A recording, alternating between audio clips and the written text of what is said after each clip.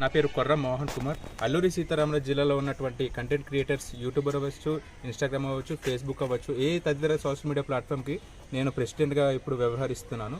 And 17వ తారీఖు చలో పాడేరు అనే ఒక కార్యక్రమం జియో నంబర్ 3 అండ్ 1/70 యాక్ట్ కోసం మేమైతే యువతనే పిలుపునిచ్చాము. అయితే దీనికి మేము సోషల్ మీడియాలో దీనికి చేసిన తర్వాత రాజకీయపరంగా చాలామంది మాకు కామెంట్స్ అయితే చేయడం జరుగుతుంది. మేమైతే ఇప్పుడు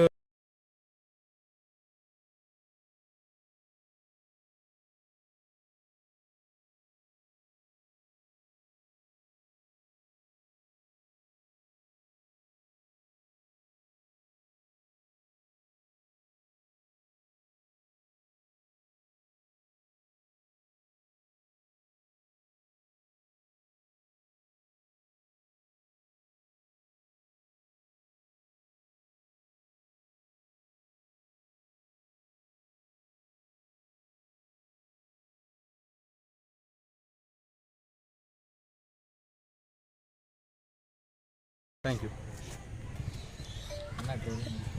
నమస్తే, నా పేరు వందే మాత్రం శ్రీరన్న. ప్రస్తుతం అల్లూరి సీతారామరాజు జిల్లా social media and content creators అసోసియేషన్కి లీగల్ అడ్వైజర్గా పనిచేస్తూ ఉన్నాను. రేపు జరగబోతున్నటువంటి ర్యాలీ ఏదైతే ఉందో 170 యాక్ట్ మరియు జియో నంబర్ 3 పునరుద్ధరణ కోసం చేస్తున్నటువంటి ర్యాలీ ఇది కేవలం యువతలో ఒక ఉద్యమ స్ఫూర్తి నిలబెట్టేలా చేస్తూ ఏదైతే జియో నెంబర్ 3 ద్వారా ఇప్పటివరకు పొందినటువంటి 4,000 నుంచి 4,600 వరకు ఉన్నటువంటి ఉద్యోగ సంఖ్య ఏదైతే ఉందో అది మన ఒక్కసారిగా 2,000 ఉద్యోగాలు కోల్పోవడం జరిగింది ఈ జియో లేకపోవడం వల్ల. సో భవిష్యత్తులో అలా ఉద్యోగాలు కోల్పోయే స్థితి లేకుండా ప్రతి ఒక్కరికి ఉద్యోగ అవకాశాలు క్రియేట్ చేసేలా ఆ జియో నెంబర్ 3 ఏదైతే ఉందో దాన్ని పునరుద్ధరించడం కానీ, లేదా దానికి సమానమైన జియో గౌరవ చంద్రబాబు నాయుడు గారు మరియు డిప్యూటీ సీఎం పవన్ కళ్యాణ్ గారు అదే రకంగా కూటమి ప్రభుత్వం ఆధ్వర్యంలో ఖచ్చితంగా పునరుద్ధరిస్తామని గతంలో అరికేలో చెప్పడం జరిగింది. ఆ మాటను నిజం చేసేలాగా ఆదివాసీ దినోత్సవం రోజు ఖచ్చితంగా అనౌన్స్మెంట్ జరిగేలా చేయడం కోసమే ఇది యావత్ ఆదివాసీ సమాజం మరియు YouTube, Facebook and Instagram content creators ద్వారా ఈ ఉద్యమం జరుగుతూ ఉంది. దీనికి అన్ని రకాల సంఘాల యొక్క సపోర్ట్ ఉంది. గిరిజన సంఘం కానీ, గిరిజన సమైక్య కానీ, మిగతా ఏ ఆదివాసీ సమాజం కోసం పాటుపడుతున్నటువంటి ప్రతి ఒక్క సంఘం యొక్క సపోర్ట్ కూడా ఉంది. ఇది రాజకీయ పార్టీలకు అతీతంగా జెండా లేని ఉద్యమం ఇది.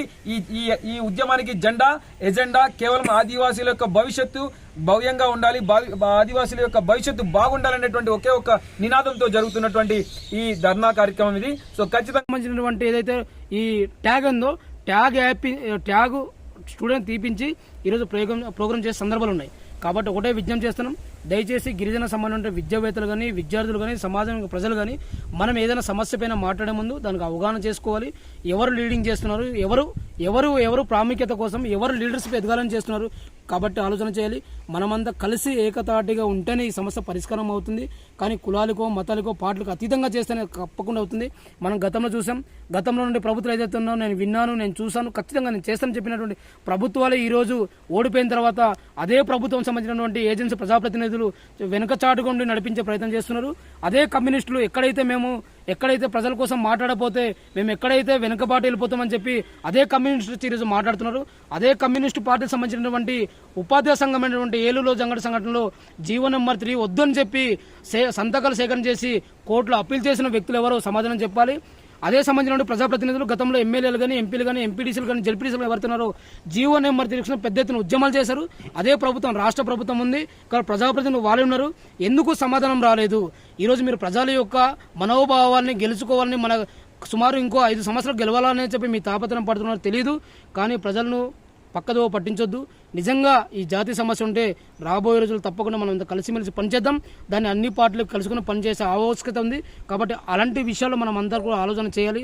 అలాంటి ఆలోచన లేని ఎడల లేదు మేము వెనుకబడుతూనే ఉన్నాం, మేము ఎదుగుతామనే కోరికలు ఎవరైతే ఉన్నారో వాళ్ళు చేసే తప్పకుండా ఈ గిరిజన ప్రజలు బుద్ధి చెప్తారని చెప్పి మీకు అందరికీ హెచ్చరిస్తూ, రాబోయే తరంలో కూడా ఎవరు సోషల్ ఇన్ఫ్లుయెన్స్ ఎవరైతే ఉన్నారో వాళ్ళు కూడా ఒక సబ్జెక్ట్ని ఆలోచన చేసి ఎవరు లీడింగ్ చేస్తున్నారో మీ యొక్క ఉనికిని, మీ యొక్క ఇన్ఫ్లేషన్ వ్యవస్థ ఏదో దాన్ని మీరు తక్కువ చేసే ప్రయత్నం చేయొద్దు. కానీ దయచేసి మీకు కూడా చెప్తున్నాను, సబ్జెక్ట్ని సమాజాన్ని ఎక్స్ప్లెయిన్ చేయండి. ఆ విధంగా ప్రజలు ఉన్నారో లేదని చెప్పి గమనించి మీరు చేస్తే చాలా మంచిది, మీకు గౌరవం పెరుగుతుంది. కాబట్టి ఆ గౌరవాన్ని కాపాడుకున్న బాధ్యత మీ పైన ఉంటుంది. కాబట్టి దయచేసి ఇలాంటి విషయాలు సున్నితంగా ఆలోచన చేసి రాబోయే రోజులు ఉద్యమ స్వరూపంగా చేయాలి, తప్పు ఏం లేదు. కానీ కేవలం ఒక వ్యక్తిగత స్వరూపం వల్ల వ్యక్తిగత విషయంలో వాళ్ళు జోక్యం చేసుకుంటే మన ఉనికినే మనం కోల్పోయిన అవుతాం. కాబట్టి మీకు అందరికీ విజ్ఞప్తి చేస్తున్నాం. ఈరోజు మనకు తెలిసిన విషయమే, తెలంగాణ సంబంధించిన ఒక ఎస్సీ సామాజిక వర్గం సంబంధించిన ఒక నాయకుడిని మన యొక్క ట్రైబల్ సమస్యని తీసుకొచ్చి వాడిని హీరో చేసే ప్రయత్నం చేస్తున్నారు. కాబట్టి ఇది చాలా తప్పు అని చెప్పి హెచ్చరిస్తున్నాం. రాబోయే రోజుల్లో మనమంతా కలిసి నిర్ణయం తీసుకుని రాబోయే రోజులు తప్పకుండా ఈ గిరిజన సమస్యల్ని పరిష్కారం దిశగా ఇక్కడికి ఉన్న ప్రజాప్రతినిధులు, ఎంపీటీసీలు, జెడ్పీటీసీలు, ఏ పార్టీకి సంబంధించిన అందరినీ కలుపుకుంటే ఈ సమస్య పరిష్కారం అవుతుందని చెప్పి విజ్ఞప్తి చేస్తాం. ఏదైతే జేఏసీ జాయింట్ యాక్షన్ కమిటీ అంటే కలిసి నిర్ణయం తీసుకోవాలి, ఒకే అంశం పైన మాట్లాడాలి. ఏదైతే జీవో నెంబర్ 3 ఏదైతుందో లేకపోతే 1/70 ఏదైతుందో ఆ విషయం పైన మాట్లాడాలి. జాయింట్ యాక్షన్ కమిటీ అందరూ కలిసి నిర్ణయం తీసుకోవాలి, అందరూ కలిసి ఒకే ఎజెండాతో ఉండాలి. ఇది జాయింట్ యాక్షన్ కమిటీ అంటే.